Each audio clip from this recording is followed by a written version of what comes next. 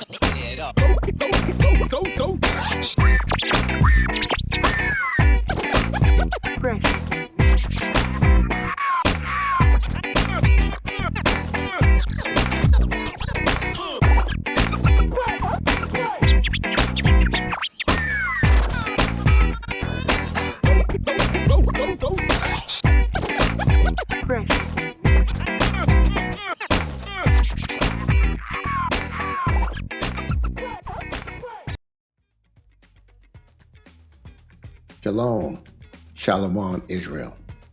Hello Christians. What up to everyone else? Welcome to today's episode of Something to Think About. It's presented by ThaBruthaz.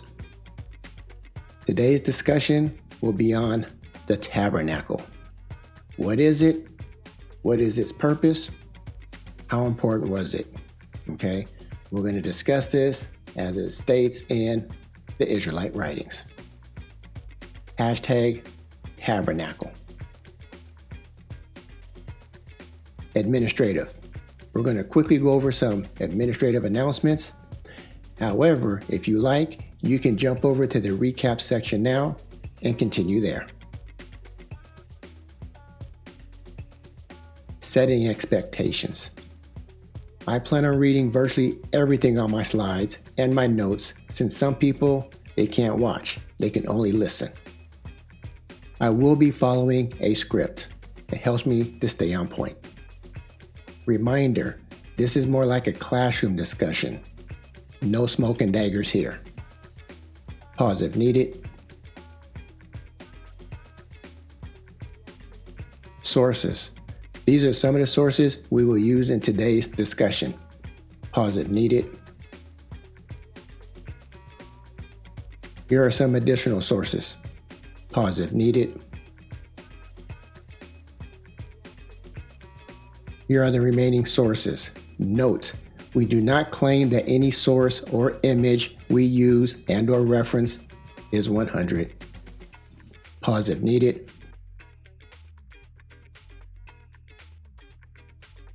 Fair use disclaimer. This video is for educational and scholarly purposes only. Pause if needed. Doctrine disclaimer. This video contains our personal opinions and interpretations and is not meant to dictate any doctrine. This video does not contain hate speech nor advocate violence of any kind. Pause if needed.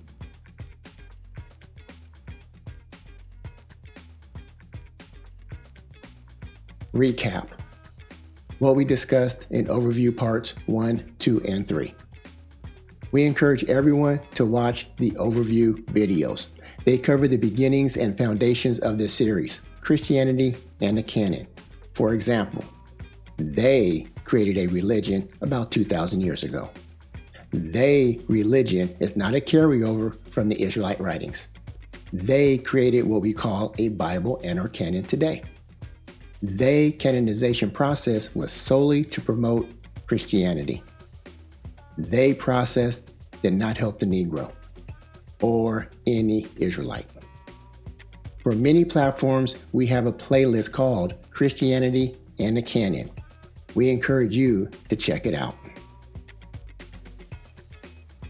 Negro Bible Mini-Series. This mini-series covered the following topics: Negro Bible statistics and stories that were included and excluded from the Negro Slave Bible.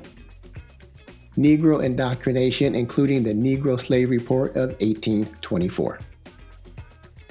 How we were called species, animals, barbarians, and savages. The role of evolution, and we discussed slavery versus inhumane treatment. Negroes were a spiritual people, civilized, clean, led a simple lifestyle. Negroes were forced to believe in Christianity by religious institutions.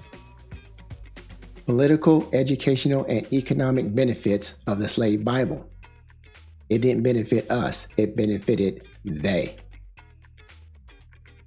Who causes wars and conflict in Africa? Spoiler alert, they cause wars and conflict in Africa. Don't believe me? Watch the series.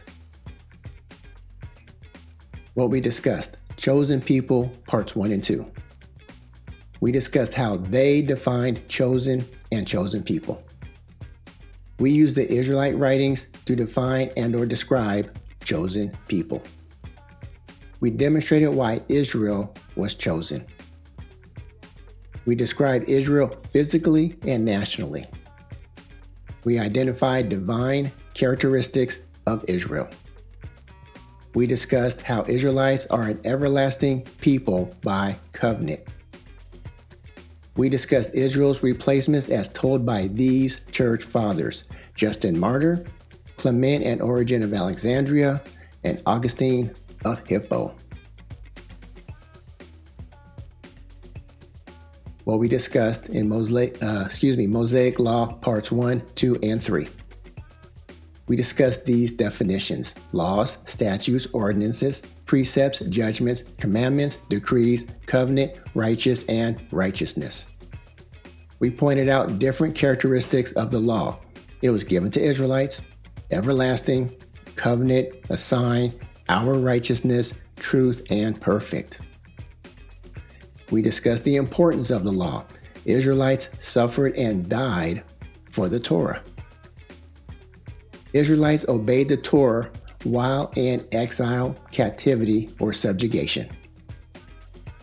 They decanonized and or diminished much of the Old Testament and the Torah. We discussed the law of Christ, and we know that they know what is in the Torah, which is why they gave the Negro a fake and incomplete book and had the nerve to call that a Bible. We encourage everyone to watch all of our previous videos. We do our best not to go over previous material, but instead, we only reference material in our previous videos as much or little as possible.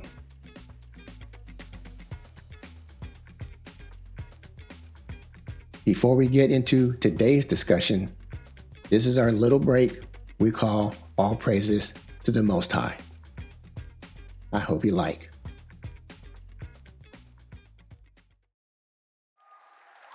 All praise to the Most High. All right now. All Sing it. praise to the Most High. Go ahead, brother. All Come on now. All praise praise. to the Most High. All right now.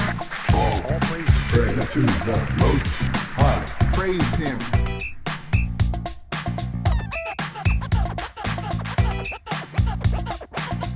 Come on now. Come on.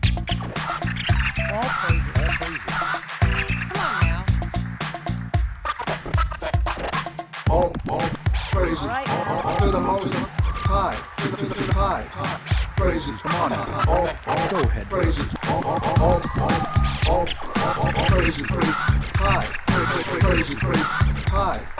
To the Most High. Yahawashi.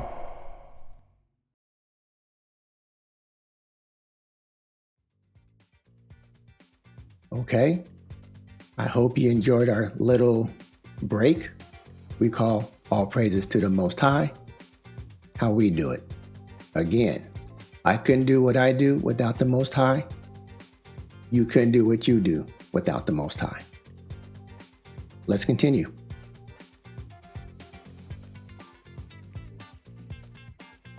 The Tabernacle. This series in general is on Christianity and the canonization process. Today's discussion will be on the tabernacle and how truly important this structure was to the Israelites. Today's topic is on the importance of the portable tabernacle. Is this what it looked like? Or is this what it looked like? I say neither, okay? We want to emphasize that these images we will show today are not 100. They may not even be 40, okay? Hashtag tabernacle.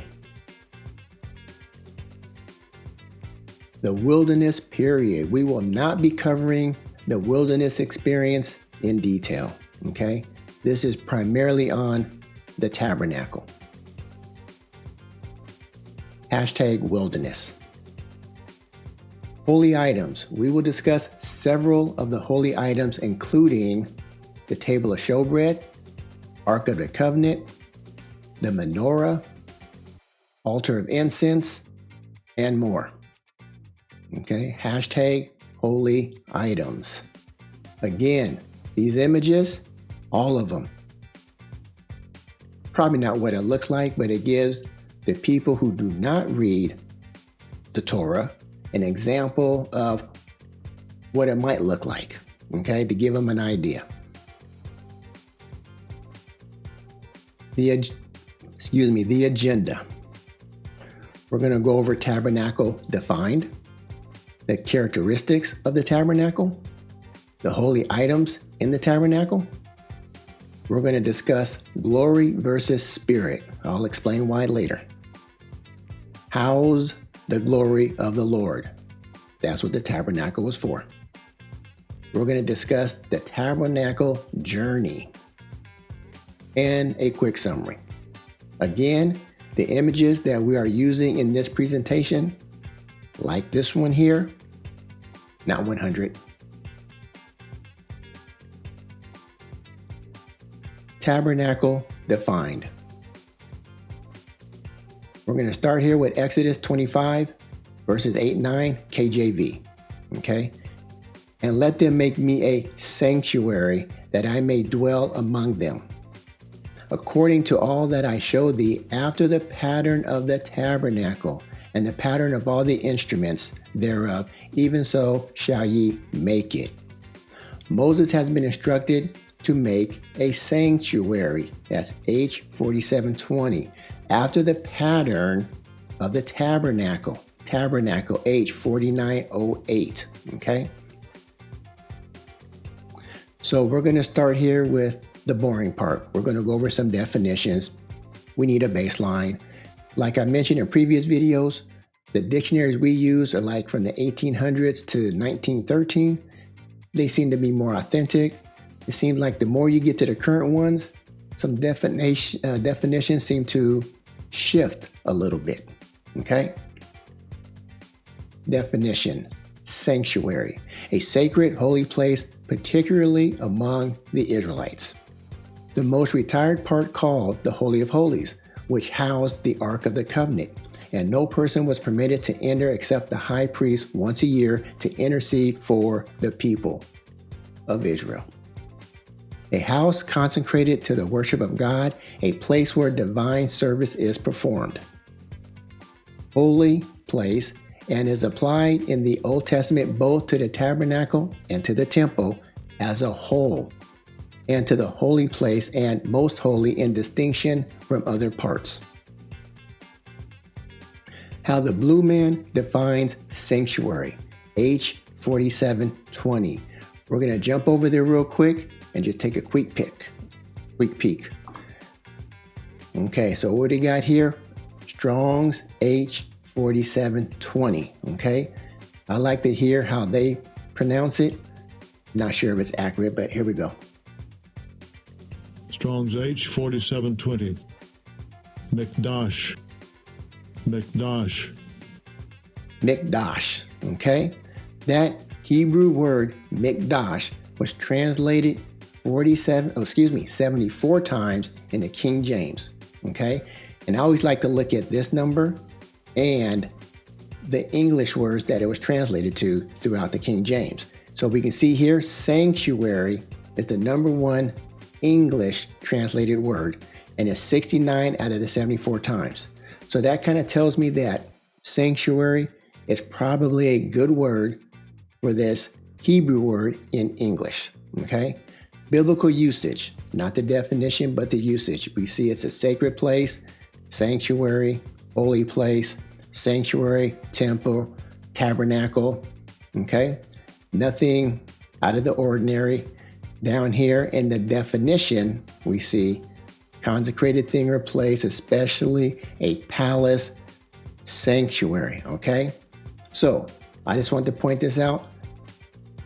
Nothing out of the ordinary here. We're going to jump back over and show a quick summary here. So again, translated 74 times, sanctuary, and 69 was translated to the word sanctuary from the Hebrew word, okay? The biblical usage, we got sacred place, sanctuary, holy place, sanctuary, temple, tabernacle. Nothing out of the ordinary here.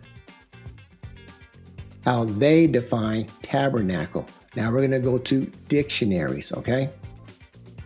Tabernacle is a tent, a slightly built or temporary habitation as opposed to a permanent dwelling.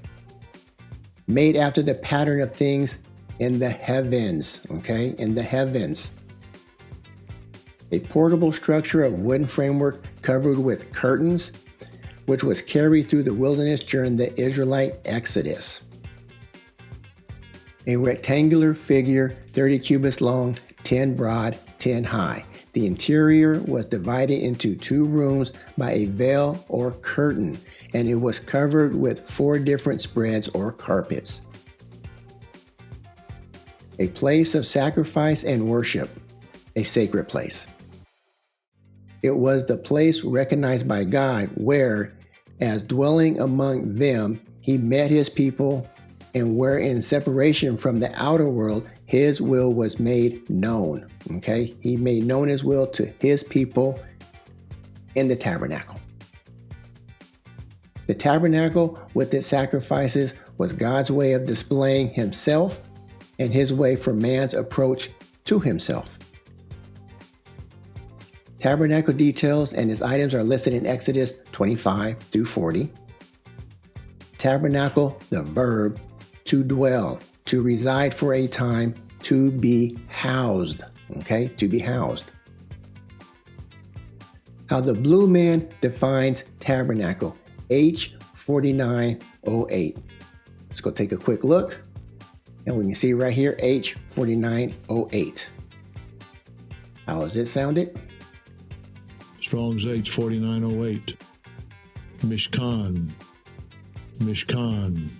Okay, Hebrew word, pronounced Mishkan. Okay, it was translated in the King James 139 times. And as we can see here, it was translated to the English word tabernacle 119 out of the 139 times. That tells me again that this word tabernacle in English, probably a good word for the Hebrew translation. We also see it says dwelling, habitation, dwelling places, etc.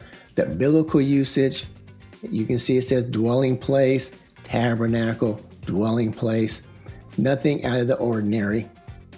And let's see down here in the definition, you can see it says specifically the tabernacle. Okay, so again, nothing out of the ordinary. So we can see it was translated 139 times, 119 was translated to tabernacle. The biblical usage, you see it's a dwelling place, okay? Dwelling place, dwellings. Tabernacle and Sanctuary Defined. So let's look at this. A portable, sacred, holy place and or tent structure for the Israelites to worship the Most High. It was made after the pattern of things in the heavens using a wooden framework covered with curtains. A house for the Most High to dwell in, okay? A house for the Most High to dwell in.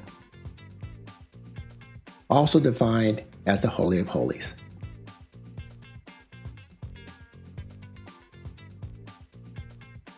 Tabernacle Characteristics.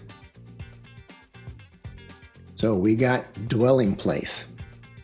Exodus 25 verse 8, KJV. And let them make me a sanctuary that I may dwell among them. Leviticus 26, 11 to 12, KJV. And I set my tabernacle among you, and my soul shall not abhor you. And I will walk among you, and will be your God, and ye shall be my people. Okay, the purpose of the tabernacle was to be a dwelling place for the Most High amongst his people. See also Exodus 29 verses 44 to 46. Another characteristic, divine pattern. Exodus 25, 8 to 9, and verse 40. Verse 8, and let them make me a sanctuary that I may dwell among them. Verse 9, according to all that I showed thee after the pattern of the tabernacle. Okay? Verse 40, and look that thou make them after their pattern, which was showed thee in the mount. The tabernacle's design was given directly by God to Moses on Mount Sinai. Exodus chapters 25 through 31. God instructed Moses to follow the blueprint exactly, as the tabernacle was a representation of a heavenly pattern, as stated here in Exodus 25, verse 9 and 40, right here.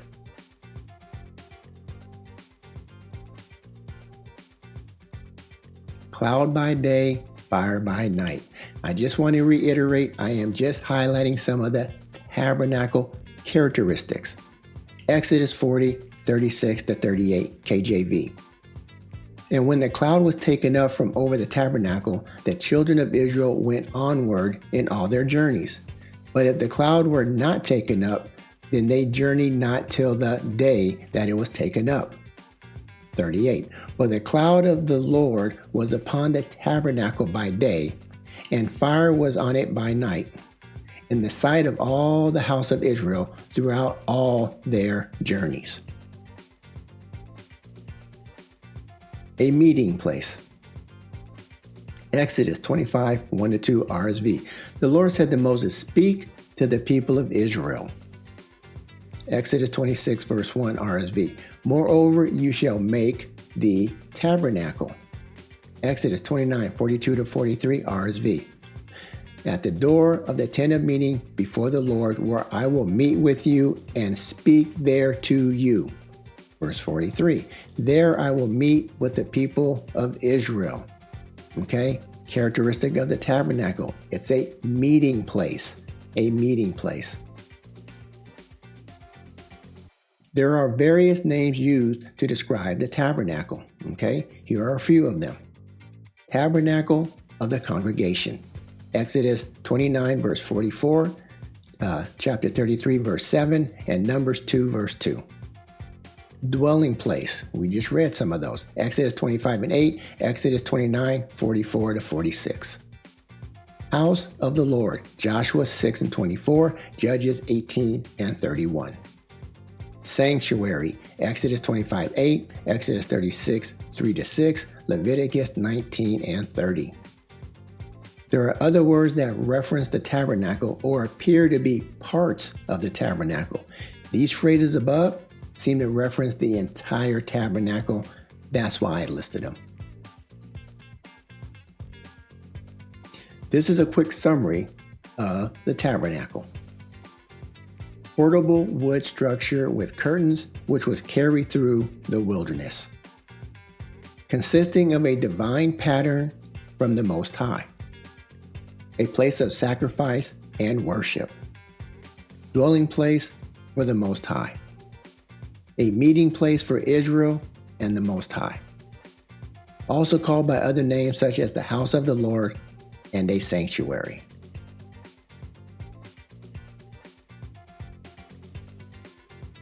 Tabernacle items. The following images are not actual images of the tabernacle items. They are just concepts of what they might look like. Okay?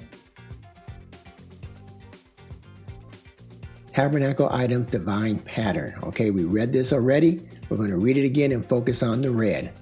Exodus 25 verse 9. According to all that I showed thee after the pattern of the tabernacle and the pattern of all the instruments thereof, even so ye shall make it. Verse 40. And look that thou make them after their pattern which was showed thee in the mount. Okay, so it wasn't just the actual tabernacle itself. It was also these items that had a divine pattern. Okay, let's continue. Golden lampstand, the menorah. Exodus 25, 31, 37, and 40 RSV. Verse 31. And you shall make a lampstand of pure gold. Verse 37. And you shall make the 7 lamps for it, and the lamp shall be set up so as to give light upon the space in front of it. Verse 40. And see that you make them after the pattern for them, which is being shown you on the mountain. Okay? Once again, we do not claim that any image that we use or reference, including this one right here, is 100. These images are provided to give the viewer somewhat of an idea of what these items look like. Please read Exodus 25 verses 31 to 40 and 26 verse 35 for more details regarding the menorah. The menorah oil. Exodus 27 verses 20 and 21 RSV, the oil or the lamp. Verse 20, and you shall command the people of Israel that they bring to you pure beaten olive oil for the light, that a lamp may be set that a lamp may be set up to burn continually. Okay, it's to burn continually. Verse 21, in the tent of meeting outside the veil, which is before the testimony, Aaron and his sons shall tend it from evening to morning before the Lord.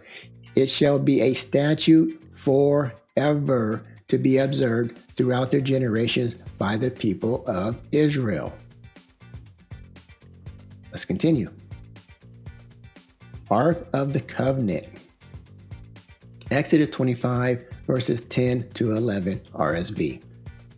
They shall make an ark of acacia wood, 2 cubits and a half shall be its length, 1 cubit and a half its breadth, and 1 cubit and a half its height. Verse 11. And you shall overlay it with pure gold, within and without shall you overlay it, and you shall make upon it a molding of gold round about. Exodus 25, 21, and 22 RSV. And you shall put the mercy seat on the top of the ark, and in the ark you shall put the testimony that I shall give you. Verse 22. There I will meet with you, and from above the mercy seat, from between the 2 cherubim that are upon the ark of the testimony, I will speak with you of all that I will give you in commandment for the people of Israel. This is where the Most High was to meet with the high priest. Therefore, it must be important. Read Exodus 25 verses 10 to 22 for more details relating to the Ark of the Covenant. Altar of Incense. Exodus 30 verses 8 to 9 RSV.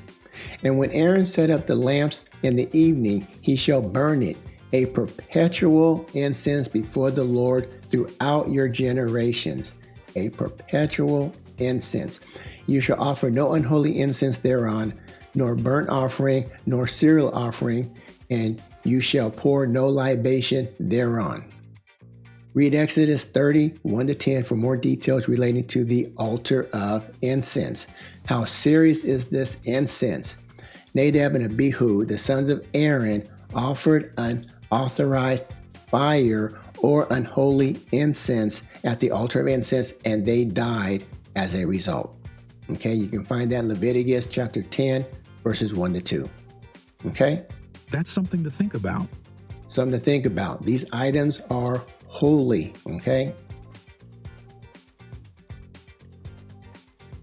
Table of showbread. Exodus 25, 23, and 24.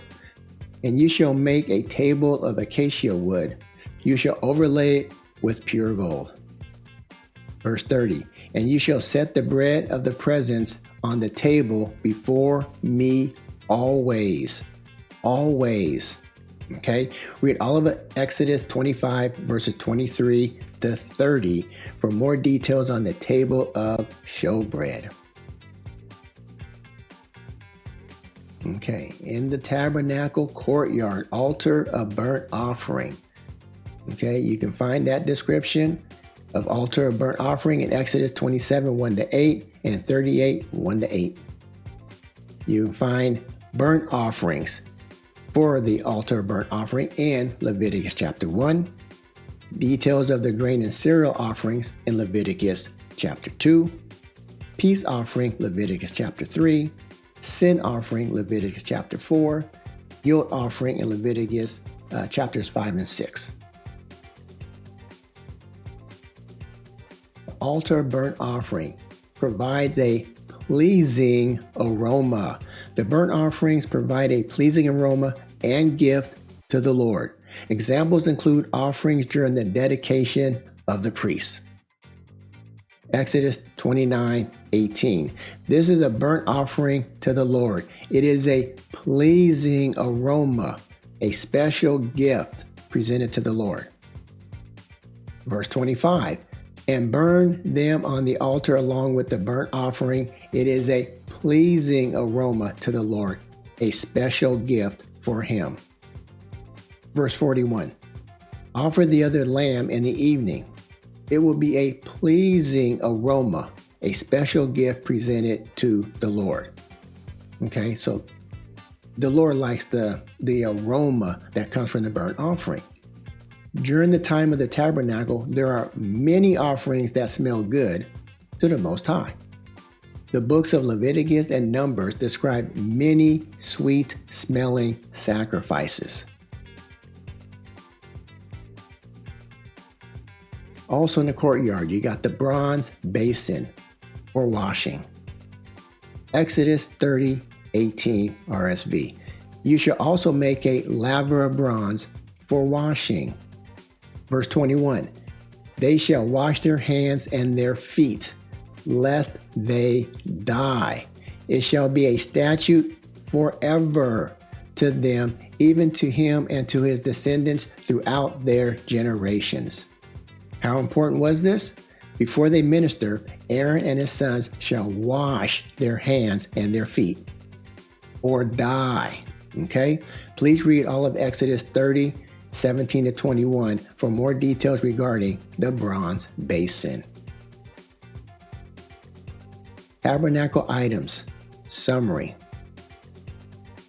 Got the golden lampstand or the menorah, Exodus 25 verses 31 to 40, chapter 26 verse 35, chapter 27 verses 20 and 21. It is a divine pattern given by the Most High. It was to burn continually, a statute to be observed forever throughout their generations.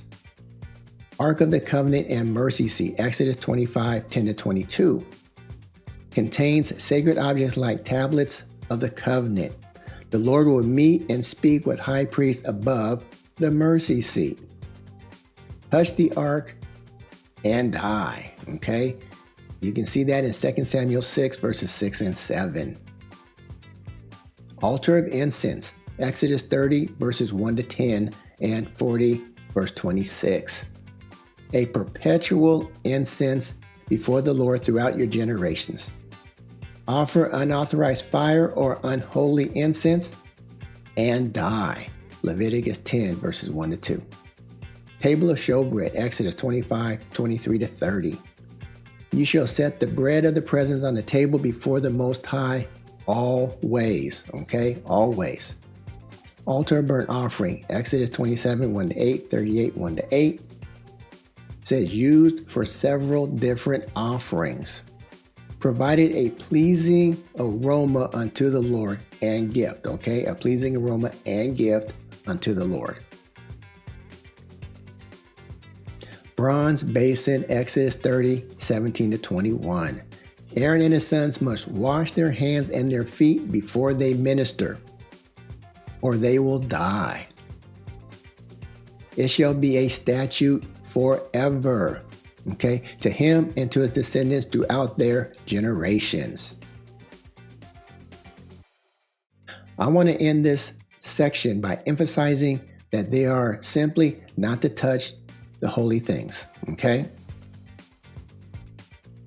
Numbers 4 and 15 RSV. And when Aaron and his sons have finished covering the sanctuary and all the furnishings of the sanctuary as the camp sets out, okay? So this is when they're on the move that this can't happen. After that, the sons of Kohath shall come to carry these, but they must not touch the holy things, lest they die. Okay? These are the things of the tent of meeting which the sons of Kohath are to carry. Okay, so while they're on the move, they can't touch these things. A lot of these bigger items had poles going through rings. So they slide the poles through, waist up, start walking. Okay? Glory versus spirit. Is there a difference? Glory of the Lord. Exodus 16, verse 7, KJV. And in the morning, then ye shall see the glory of the Lord. Glory, H35:19. For that he heareth your murmurings against the Lord. And what are we that ye murmur against us? How the blue man defines glory, H35:19. We're going to go over there real quick and take a peek. Okay, H35:19 right here. Let's listen to how it sounds. Strong's H35:19. Kavod. Kavod. Kavod, okay? Kavod. So that Hebrew word was translated in the King James 200 times in the Israelite writings or the Old Testament, okay? And as we can see here, it was translated to glory 156 times out of the 200 times and honor 32 times. So a lot of times we hear the phrase glory and honor. Well, there's nothing surprising here, okay? This word is translated to glory and honor 200 times, okay? In this case, 156 and 32. So look down here in biblical usage and we can see a whole bunch of glory, honor. You know, you got honor, glory, honor, honor, honor, glory, glory. Nothing surprising here, right? And then down here in the definition, want to point out here, it says properly weight, but only figuratively in a good sense, okay? Weight is if you can kind of like feel it. You know, you got this glory and you can feel it because it has a weight to it, okay? That's how I interpret it, in my opinion, okay?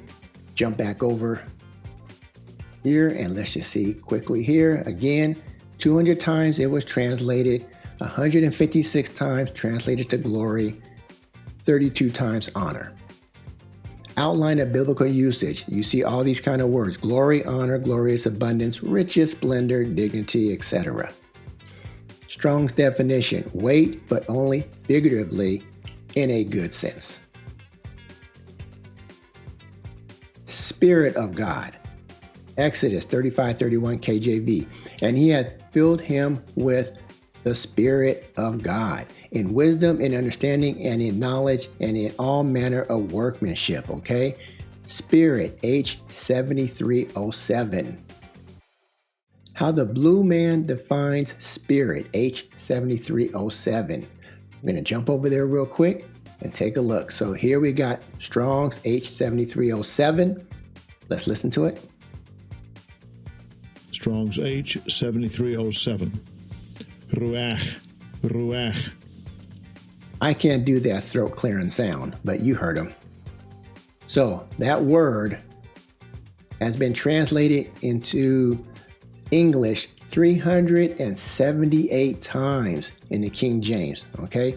And you can see the number one translation is either spirit, capital, or not capital, 232 times. But then you see other words that we all kind of know already, you know, the wind, the breath, blast, okay? Air.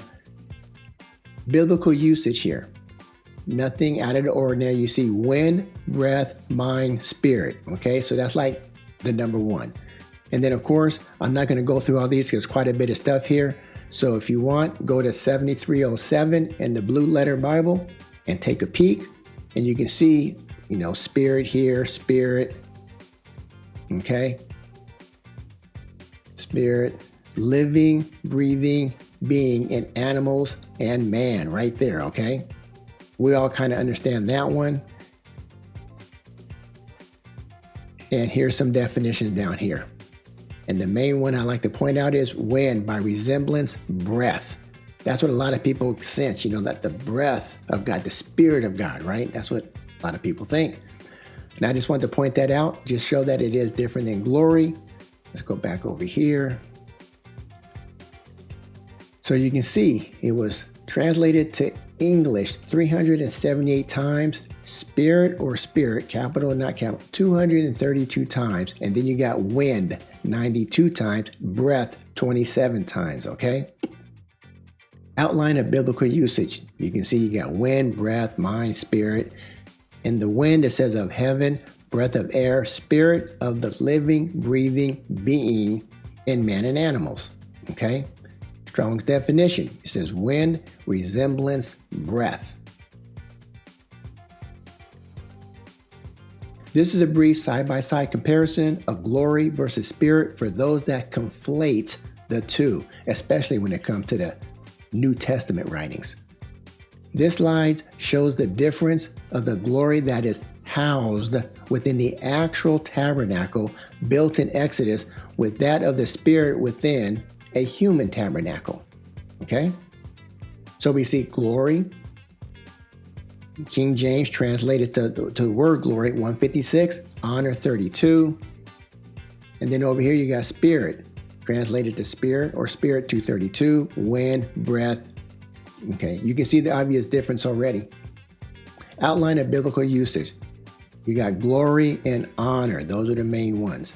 Over here, spirit, outline of biblical usage. Wind, breath, spirit of the living, breathing being in man and animals.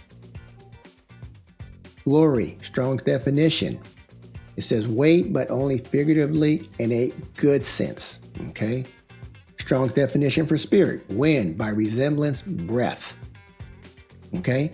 So you can see glory, H3519, spirit, H7307, as used back in Exodus days. That's why I picked Exodus, because they're in the same time frame. So you can see there's a difference here. So for those who want to conflate glory with spirit in the New Testament, we can come back here and see they're not the same. Pause if needed. I'm going to continue. The glory of the Lord. Exodus 35, 1-5 RSV. Now Moses was keeping the flock and came to Horeb, the mountain of God. And the angel of the Lord appeared to him in a flame of fire out of the midst of a bush. Verse 4, God called to him out of the bush, Moses, Moses. Verse 5, then he said, do not come near, put off your shoes from your feet, for the place on which you are standing is holy ground. Now, for those who are not watching, I have a bunch of ellipses in these verses, so I did not read the entire verses. Okay, Moses was allowed to stand on holy ground after taking off his shoes. But what about the rest of the people? Okay, glory of the Lord, Mount Horeb or Sinai. Exodus 19, 10 to 12 RSV. And the Lord said to Moses, go to the people and consecrate them today and tomorrow, and let them wash their garments. And be ready by the third day. For on the third day the Lord will come down upon Mount Sinai in the sight of all the people. And you shall set bounds for the people round about, saying, take heed that you do not go up to the mountain or touch the border of it. Whoever touches the mountain shall be put to death. Okay, that seems pretty harsh, but it's holy ground. The people were afraid. Exodus 20, verses 18 to 19 RSV. Now, when all the people perceived the thunderings and the lightnings and the sound of the trumpet and the mountain smoking, the people were afraid and trembled, and they stood afar off. Verse 19, and said to Moses, you speak to us, and we will hear, but let not God speak to us, lest we die. Okay? The people could not even handle hearing the words of the Most High or observing his glory in this case. The people were afraid to be in the presence of the Most High or his glory. Okay? What did the people witness? First of all, the people had to wash just to witness something. The people could not even cross the border of the mountain, could not even touch the mountain or be put to death. Why? Because of God's glory. What did the people witness? Thunders and lightnings, a thick cloud and or smoke. The whole mountain was shaking. They witnessed the glory of the Most High. Okay, I say this initially to demonstrate that the glory of the Lord appears unable to be handled by humans, much less housed in human tabernacles. They couldn't even handle witnessing with their eyeballs the glory or feeling this mountain shaking. But as we will find out in the new writings, somehow this glory is housed in human tabernacle. Okay, we'll get to that in a future discussion. Glory of the Lord. Moses saw something. Okay, Exodus 33, 18 to 23 RSV. Verse 18, Moses said, I pray thee, show me thy glory. That's what the English says. I did not go read behind this word. I apologize. I probably should have did that. But the English says, show me thy glory. And he said, I will make all my goodness pass before you and will proclaim before you my name, the Lord, etc. Goodness, H2898, okay? Verse 20, you cannot see my face, for man shall not see me and live. Verse 22, and while my glory passes by, H3519, I will put you in a cleft of the rock, and I will cover you with my hand until I have passed by. Verse 23, and you shall see my back, but my face shall not be seen. Okay, what did Moses see? Moses asked to see the Most High's glory, but not his spirit, okay? He wanted to see his glory. Did Moses actually see the Most High's glory? Or did Moses see the Most High's goodness? Is his goodness different than his glory? Goodness was H2898. Is not the same as glory, H3519, which we just discussed earlier. Is the glory considered God's front side, including his face? Just saying. We do know Moses saw something. The Most High's back. That's what he saw. That's something to think about. Okay? He did see something. Most High's back. Glory of the Lord. Moses' face shining. Exodus 34, 29 to 30 says here, RSV, Moses came down from Mount Sinai, Moses did not know that the skin of his face shone because he had been talking with God. Verse 30. And when Aaron and all the people of Israel saw Moses, behold, the skin of his face shone, and they were afraid to come near him. Okay, these humans were afraid to come near Moses because his face shone. Verse 33. And when Moses had finished speaking with them, he put a veil on his face. Verse 35. The people of Israel saw the face of Moses, that the skin of Moses' face shone. And Moses will put a veil upon his face again. Okay, so once again, the people were afraid to come near Moses because of his face. Okay, think about that. Another example of the people not capable of handling God's glory, this time via Moses' face.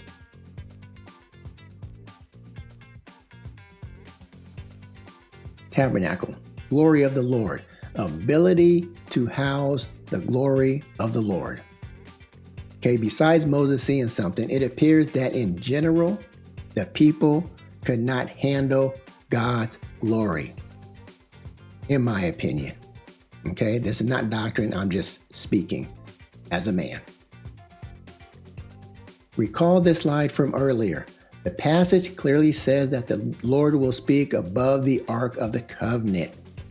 So in verse 22, it says, I will meet with you, and from above the mercy seat, I will speak with you. Okay? Let's continue. Tabernacle, the most holy place. Exodus 26:33-34 RSV. And you shall hang the veil from the clasp, and bring the ark of the testimony in there within the veil. And the veil shall separate you from the holy place, from the most holy. 34. You shall put the mercy seat upon the ark of the testimony in the most holy place. The most holy place, or Holy of Holies, is where the Most High will meet and speak with only those who are able to enter this most holy area of the tabernacle. The high priest, okay? Glory of the Lord, tabernacle. Exodus 29:43 KJV. And there I will meet with the children of Israel, and the tabernacle shall be sanctified by my glory. Okay, the tabernacle sanctified by his glory. Exodus 40:34-35 RSV. Then the cloud covered the tent of meeting, and the glory of the Lord filled the tabernacle. Okay? Filled the tabernacle. And Moses was not able to enter the tent of meeting because the cloud abode upon it, and the glory of the Lord filled the tabernacle. Summary, the glory. Okay. Moses was not allowed to wear shoes on Mount Sinai because it was holy ground. Exodus 3:1-5. The Lord is so holy and glorious that the people had to consecrate themselves and wash their garments just to be in the sight of the Lord. Think about that. The people could not even touch God's mountain or they would be put to death. Exodus 19:10-12. There are certain items housed within the tabernacle that cannot be touched by people or they will die. Remember Numbers 4 and 15. No man can see the glory or face of the Lord and live. Exodus 33:18-23. The people of Israel could not handle seeing Moses' face because he was shining after talking with God. Exodus 34:29-35. Tabernacle sanctified by the glory of the Lord. Moses could not enter the tent of meeting because the glory of the Lord filled the tabernacle. We just read that, Exodus 40:34-35. The tabernacle can handle the glory, okay? Based on the text, there were many times the Most High's glory was too much for man to handle, too powerful for human flesh. The weight of the glory cannot be handled by human tabernacles. But this tabernacle, maybe not this one in this picture, but one like it, This tabernacle was not just a portable structure made of wood, covered with curtains, and carried through the wilderness by the Israelites. Not just some temporary mobile tent structure full of artifacts. It was very important for the life and identity of the Israelites. Symbol and place of worship, a dwelling place for the Most High. This tabernacle was a divine pattern from the Most High to house the Most High. Okay? To house this portable structure was to house the Most High. Okay? Keep that in mind. It was a place where the glory of the Lord could literally rest upon or within. Think about that. House the Most High. Go inside and fill the tabernacle. Talk with people there. Okay, house the rest within. Okay, when it did come down and rest upon the tabernacle did not explode or implode. It did not burn up or burn down. Okay? In other words, this tabernacle can handle, was made to handle the glory of the Lord. Okay? Now that's really something to think about. That's really something to think about. Pause if needed.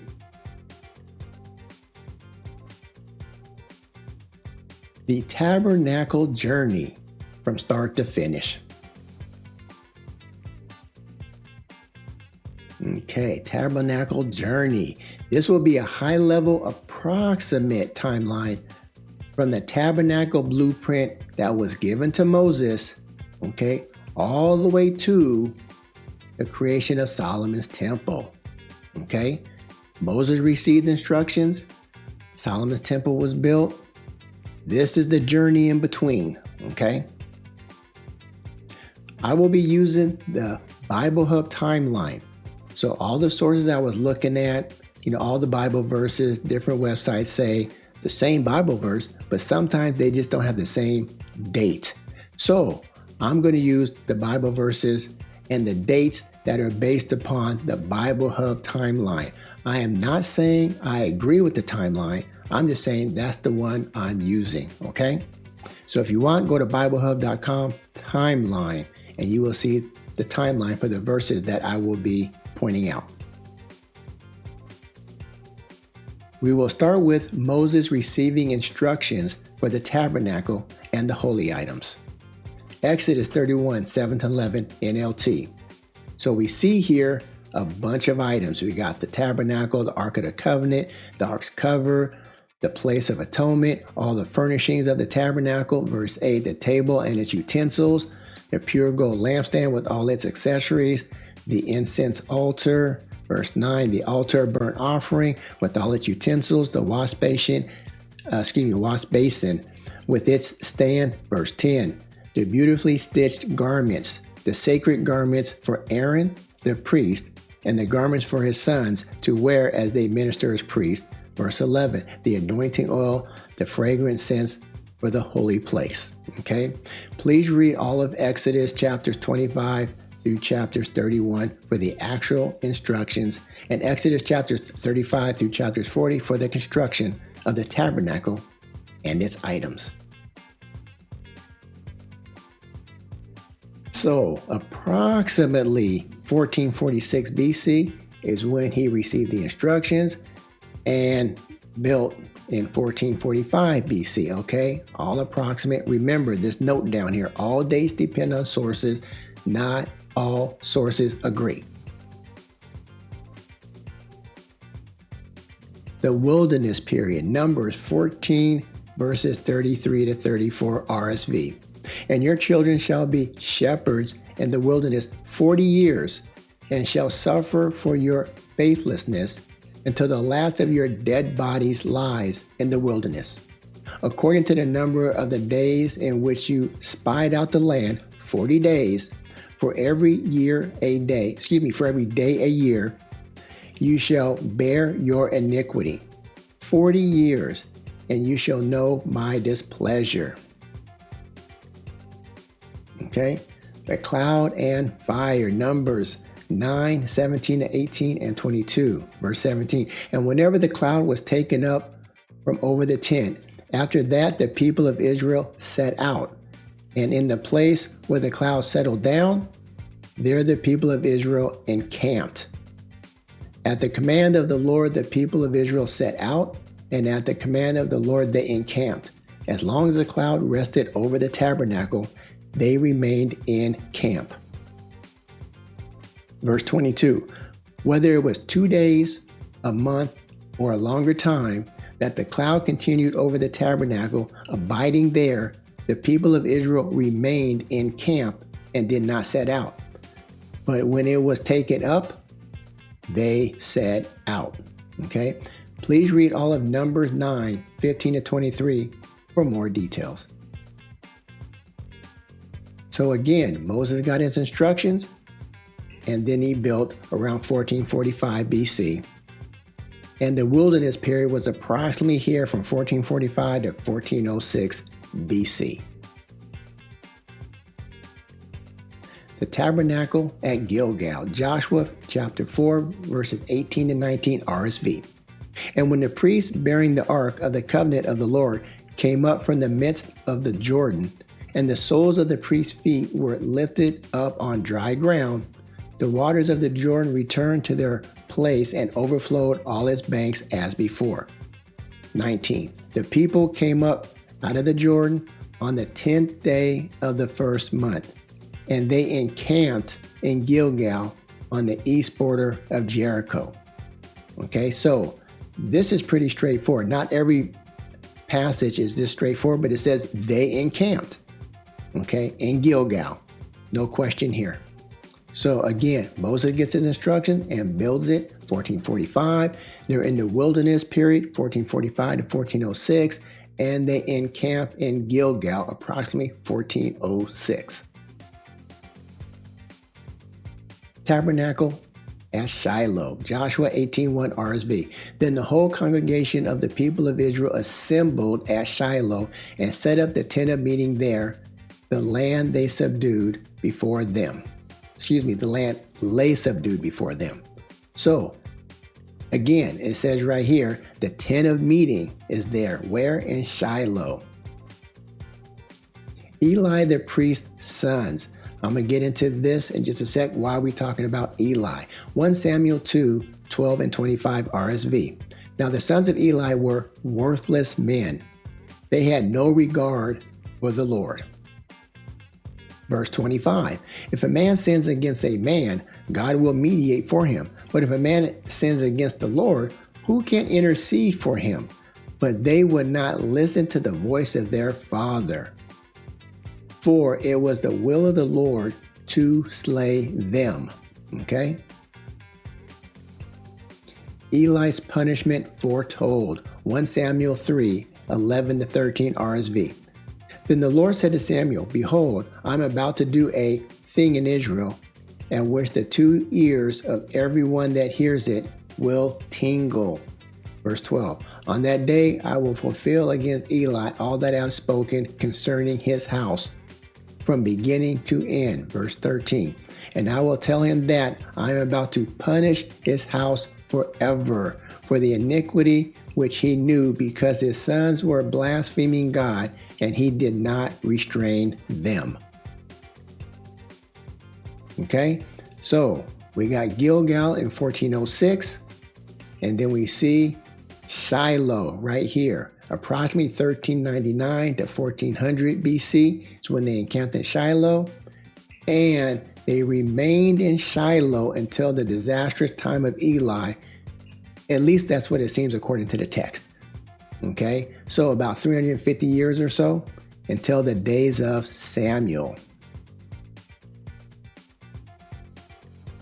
When the Philistines battled against Israel, Israel thought it was a good idea to bring the ark to the battlefield. 1 Samuel 4, 3 and 4 RSV. And when the troops came to the camp, the elders of Israel said, why has the Lord put us to rout today before the Philistines? Let us bring the ark of the covenant of the Lord here from Shiloh, that he may come among us and save us. Okay, salvation, save us from the power of our enemies. So the people sent to Shiloh and brought from there the ark of the covenant of the Lord of hosts and the 2 sons of Eli. Okay, the ark captured. 1 Samuel 4, 10 to 11 RSV. So the Philistines fought and Israel was defeated, and they fled every man to his home. And there was a very great slaughter, for there fell of Israel 30,000 foot soldiers. And the ark of God was captured, and the 2 sons of Eli, Hophni and Phinehas, were slain. Eli dies. 1 Samuel 4, 17 to 18 RSV. Verse 17. He who brought the tidings answered and said, Israel has fled before the Philistines, and there has also been a great slaughter among the people. Your 2 sons also, Hophni and Phinehas, are dead, and the ark of God has been captured. Verse 18. When he mentioned the ark of God, he fell over backward from his seat by the side of the gate, and his neck was broken, and he died. For he was an old man and heavy. Okay, and heavy. He had judged Israel 40 years. Ark taken to Abinadab. 1 Samuel 7, verses 1 and 2 NLT. So the men of Kiriath Jearim came to get the ark of the Lord. They took it to the hillside home of Abinadab and ordained Eleazar, his son, to be in charge of it. The ark remained in Kiriath Jearim for a long time, 20 years in all. During that time, all Israel mourned because it seemed the Lord had abandoned them. After the Philistines captured the ark was returned to the home of Abinadab.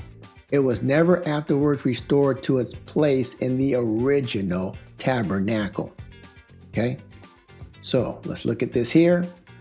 So Shiloh tabernacle stays in Shiloh, and then right around this time, the Philistines take and return the ark in 1070. Okay, the ark is at the home of Abinadab at 1070 BC for about 20 years. Tabernacle back to Gilgal. Right at this moment, Samuel is speaking to Saul. 1 Samuel 10:8, verse NLT. Then go down to Gilgal ahead of me. I will join you there to sacrifice burnt offerings and peace offerings. You must wait for 7 days until I arrive and give you further instructions. 1 Samuel 11 and 15 NLT. So they all went to Gilgal, and in the solemn ceremony before the Lord, they made Saul king. Then they offered peace offerings to the Lord. And Saul and all the Israelites were filled with joy. Okay, the tabernacle was relocated back to its original site at Gilgal without the Ark of the Covenant, and there remained for possibly 50 years until the reign of Saul. Scholars believe the tabernacle was relocated to Gilgal because of the burnt offerings and peace offerings. Okay, so the altar burnt offering is with the tabernacle. So that's why they say, oh, it got relocated to Gilgal so they can do these offerings. Okay, let's continue. So we can see it was in Gilgal in 1406 once they got done in the wilderness. Then it moved to Shiloh approximately 1399 BC. It stayed in Shiloh for approximately 350 years until the days of Eli and his sons were over. Okay, then we got returns to Gilgal approximately 1042 BC. Tabernacle to Nob. 1 Samuel 21 verse 1 and verse 6 NLT. David went down to the town of Nob to see Ahimelech the priest. Ahimelech trembled when he saw him. Why are you alone? He asked. Why is no one with you? Verse 6. Since there was no other food available, the priest gave him the holy bread, the bread of the presence, that was placed before the Lord in the tabernacle. It had just been replaced that day with fresh bread. It is implied by the text that the tabernacle was relocated to Nod, since David ate the actual holy bread called the bread of the presence. And that bread was actually in the tabernacle. Okay, so please read 1 Samuel 21, 1-9 for more details. Tabernacle, back to Gibeon. Okay, 1 Chronicles 16:39. Meanwhile, David stationed Zadok the priest and his fellow priests at the tabernacle of the Lord, at the place of worship in Gibeon, where they continued to minister before the Lord. 1 Chronicles 21 and 29 NLT. At that time, the tabernacle of the Lord and the altar of burnt offering that Moses had made in the wilderness were located at the place of worship in Gibeon. This one verse makes it clear. The one that Moses made, okay, the one that Moses made in the wilderness, located at Gibeon, okay? 2 Chronicles 1, 3-6 NLT. Then he led the entire assembly to the place of worship in Gibeon, for God's tabernacle was located there. Doesn't get no more clear than this. This was a tabernacle that Moses, the Lord's servant, had made in the wilderness. David had already moved the ark of God from Kiriath Jearim to the tent he had prepared for it in Jerusalem. But the bronze altar there at Gibeon, in front of the tabernacle, remember it's in the courtyard, there in front of the tabernacle, Solomon went up to the bronze altar in the Lord's presence and sacrificed 1,000 burnt offerings on it. Pretty straightforward. It's in Gibeon. So, we see it returns to Gilgal approximately 1042. What is that? The tabernacle. Which one? The one that Moses built, okay, or constructed or had constructed. Okay. Around 1012 BC, the tabernacle moves to Nov. Okay. Around 998 BC, it relocates to Gibeon.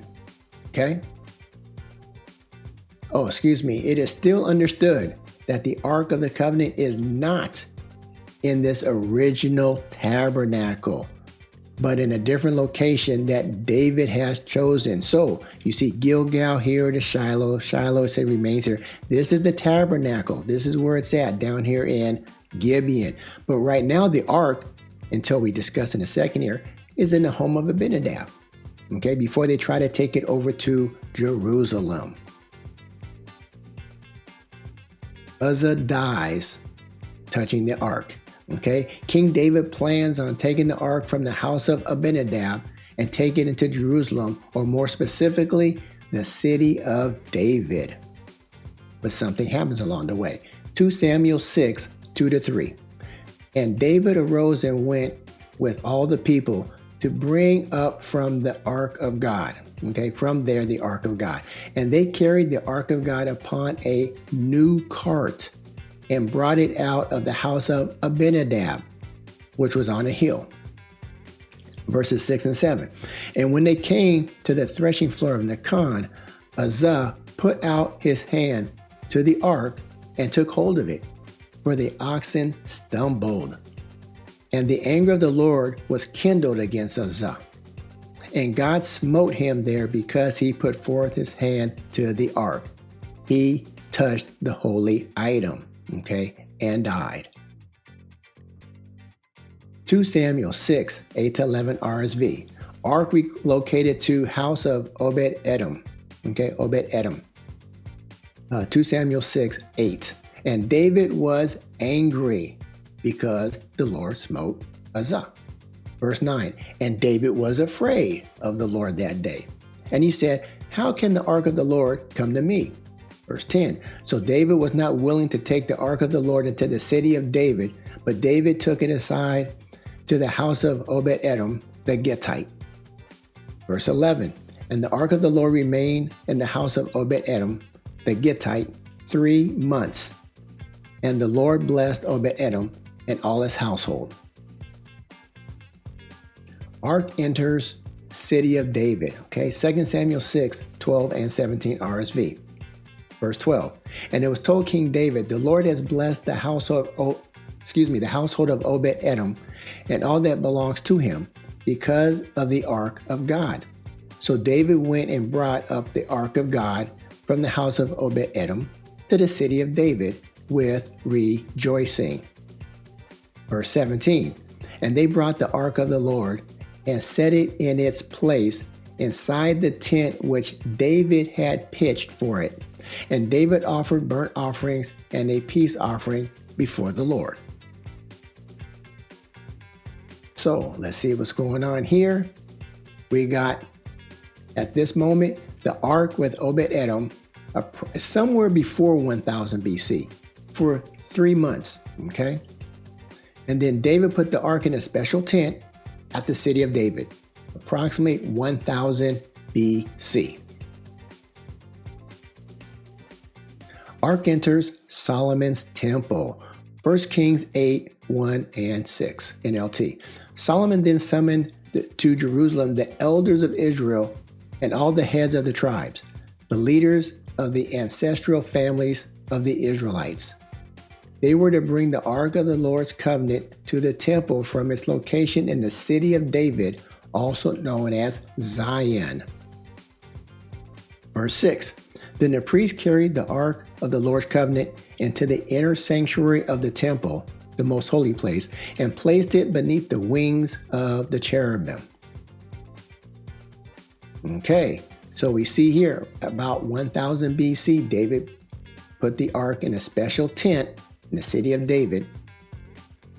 And then Solomon's temple is built by 959 BC, and the ark has a new home. If necessary, pause if needed. I'm going to continue.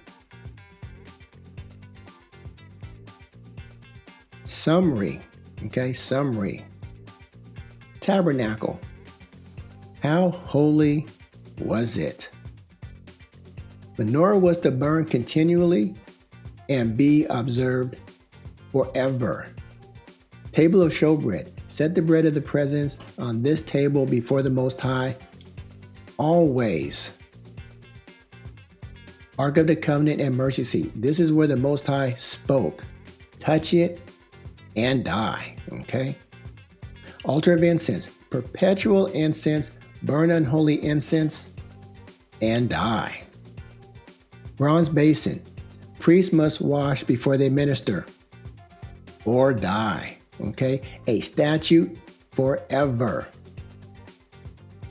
Must not touch any holy thing or die. Okay? That's something to think about. And that's something to think about. The tabernacle. How important was it? If Israel did not need a physical tabernacle, then why did the Most High instruct the Israelites to build one after a divine pattern? Answer: to have a place to dwell amongst the people, a place to walk amongst the people, a place to meet with the people. Okay? That's how important it was. It appears that man in general is incapable of handling the glory of the Lord. However, the tabernacle was a place that could handle the glory. In fact, the tabernacle was sanctified by his glory. The tabernacle was in service for 486 years until a permanent structure was built. That's something to think about. Okay? Something to think about.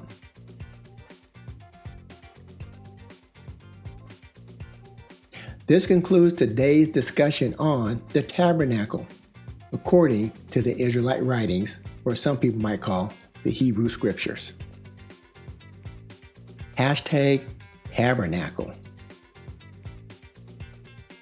Pending questions. There are many unanswered questions regarding Christianity.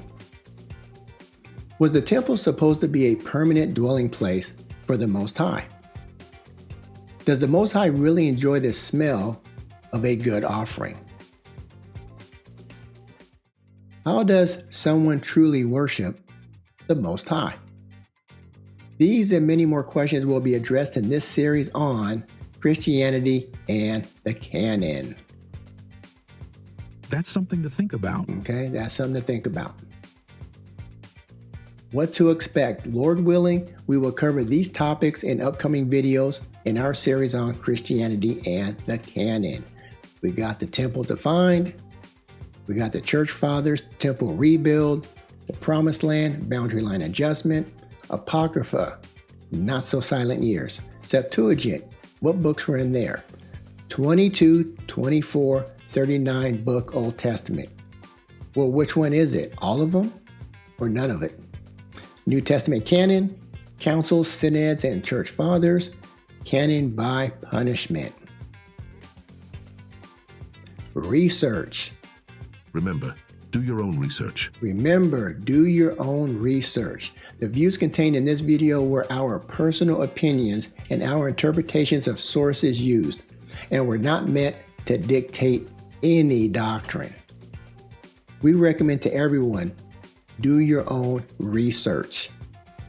We plan to list all of our sources that we use in all of our videos. We are citing the sources and, when appropriate, providing page numbers so you can trust but verify. We encourage everyone, read as much as you can. We don't think you can overstudy, okay? There is a lot of historical Christian literature out there for all of us to access.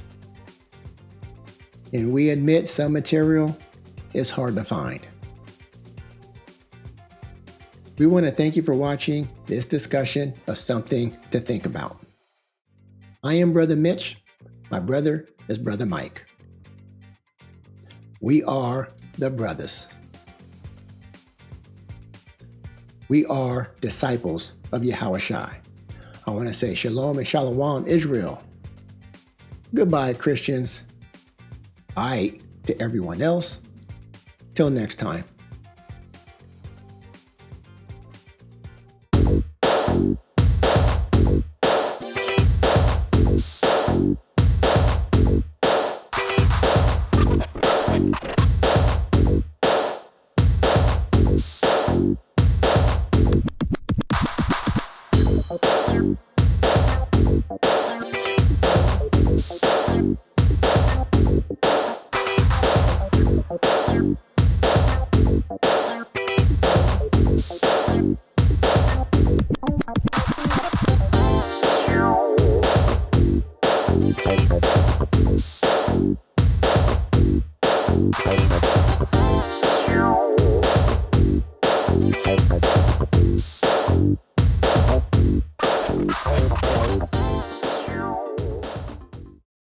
Follow the brothers.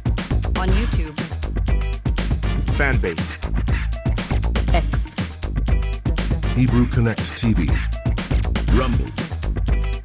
Or visit their website. See also Facebook, Gab, and Truth. The following is an HBO special featuring the brothers. Yo, can you help the brothers out? HBO special. you can use PayPal. The brothers need some digital money. Or you can use CashApp. Every little bit helps. Please support their efforts. You can even use a credit card. And Venmo. Why are you selling cookies? Please help support this organization. It's okay if you can't give. Just spread the word. That's just as important as giving.